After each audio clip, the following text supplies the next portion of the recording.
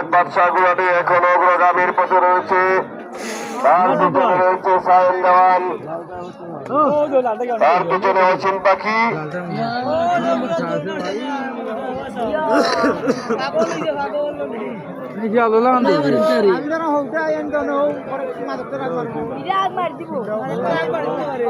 নাজিম পাগলা অংশরাজ আমির সুলতান।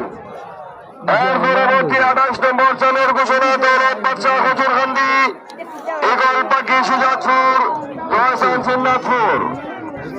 মানুষ সাবধান, জুনায়েদ বাদশাহ ঘাস।